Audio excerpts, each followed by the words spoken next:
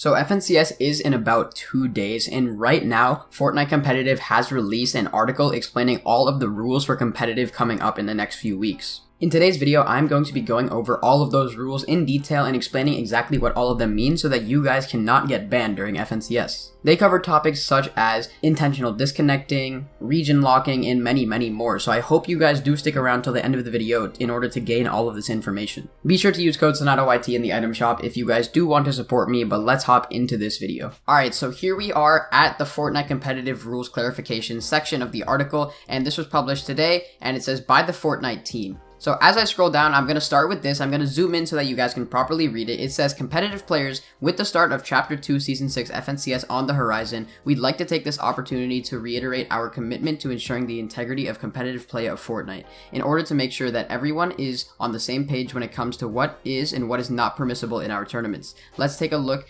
deeper into some of our most commonly violated competitive rules. So obviously all the competitive rules of exactly what's legal and what's not is going to be down here. It goes over intentional disconnect, which means leaving the game. It also goes over macros, all of these various different things, and I'm basically going to be going through all of this right now. So as I scroll down right here, it says intentional disconnect. We established this rule to prevent teams from leaving match as a defense against an opponent's use of the shakedown gameplay mechanic, which, if properly used, would allow that opponent to obtain that team's positional information. Intentionally disconnecting from a match in an attempt to gain an unfair advantage goes against the spirit of Fortnite competition. Accordingly, all players must be sure not to disconnect from the game while in a knocked down but not out DBNO state. Note that this does not apply to players who intentionally disconnect while not in a DBNO state. So basically what this is saying is while you are knocked, you cannot disconnect from the game. You guys cannot leave the game if you are knocked in any competitive playlist. And you guys, if you guys are not knocked, you guys definitely can leave the game. However, it's not recommended because I just generally think that it's not a good idea to leave any competitive games.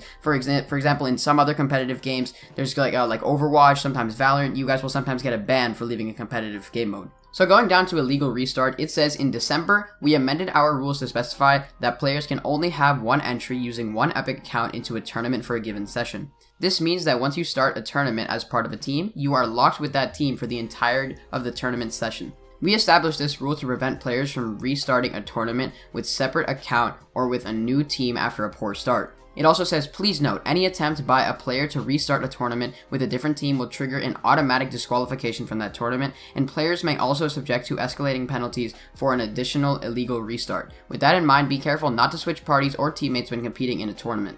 So essentially this goes over if you guys are playing with one team on one region, then you guys cannot stop playing with that team in the middle of the tournament and then restart that tournament with a different team. That is not allowed. You guys will get banned regardless if the tournament is for money or not. Do not do that in any variety of a tournament. So scrolling down once again, you guys can see that it says region locking. It says Fortnite assigns each player to a regional server based on the response time between a player's hardware and the Fortnite servers. Most players will play in tournaments based on their auto-assigned region for the best gaming experience. However, there are some players who are interested in some additional matches in a tournament, and so choose to switch regions and get a few more games in, even if it means a slower server response time. And then it says some of our tournaments are restricted to only one regional entry via a region lock, while other tournaments are open for full cross-regional participation. To make it easier to determine when a tournament has region lock restriction, we've added the following bolded language to the existing rule 3.7.4 for all such tournaments. Right here, the rule is players are expressly prohibited from having additional event entries using additional or secondary Epic accounts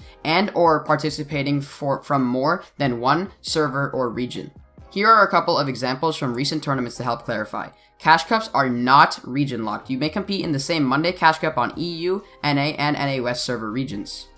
And then it says FNCS is currently region locked. You may only participate in one region and you will be locked to the first region that you select in your qualifier of that particular season's FNCS. As noted above, some of our tournaments allow for this, others do not. You will need to be aware of which tournaments restrict play to a single region so that you prioritize the region you wish to compete in. So essentially what this means in terms of region locking is that you guys are allowed to play Cash Cups on NA West, NA East, and EU if you guys are in my region, and you are not allowed to play FNCS on multiple regions. You won't even be allowed to if you pick your current region that you log in with on the first qualifier. That is going to be your first region. So essentially this means that you can play multiple regions on Cash Cups and that you cannot on FNCS. Then it basically goes over additional competitive reminders. It basically just talks about this leaderboard adjustment. It says after a tournament has ended, it may be necessary for us to adjust that tournament's leaderboard. While there are many reasons for making a leaderboard adjustment, it is usually due to players or teams being disqualified and removed from the leaderboard for breaking tournament rules. And then it also says, unfortunately, one limitation we currently face with adjusting leaderboards is the time it takes to complete the process. Depending on the reason behind the adjustment, this process can take anywhere from several hours to several days or longer to complete. This day in finalizing official leaderboard standings is a primary reason why we may sometimes wait weeks before starting the process of awarding prizes to potential winners.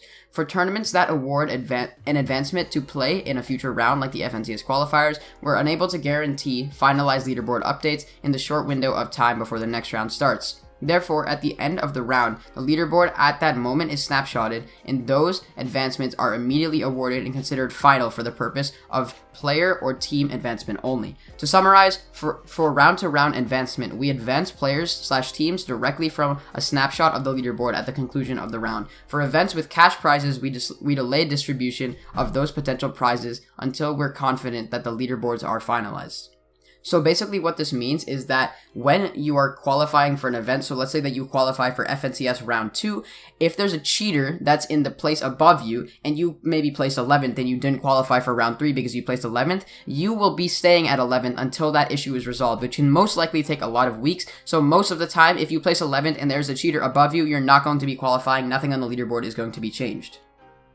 So when I scroll down even more, it says competitive warning/ban implications.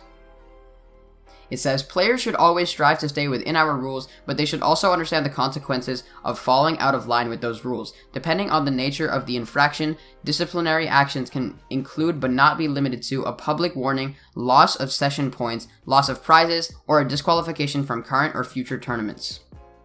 Repeated or excessive rules infractions may be a result in increasing disciplinary action, up to and including permanent disqualification from future competitive play of Fortnite. Importantly, if a player on a team receives a disqualification for a tournament due to all rules of infraction, all players on that team will also receive a disqualification for that tournament. So be sure to choose your teammates wisely and hold each other accountable.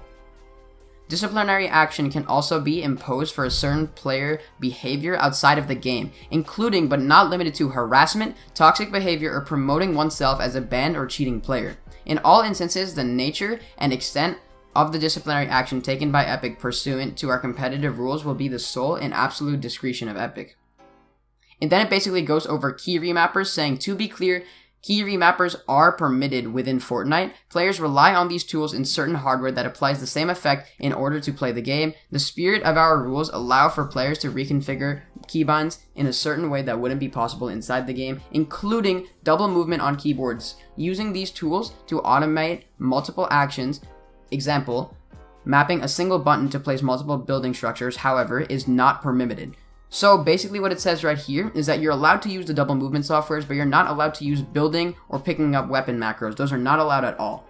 And scrolling down for the last time, you guys can see that it says wagering. It says, as a reminder, in our competitive rules, along with the Epic Games community rules, prohibit any promotion or engagement in betting, wagering, gambling associated with Epic Games products. Betting, wagering, or gambling on any Fortnite match or game may result in one or more of the disciplinary actions discussed above, including but not limited to official warnings or an account ban.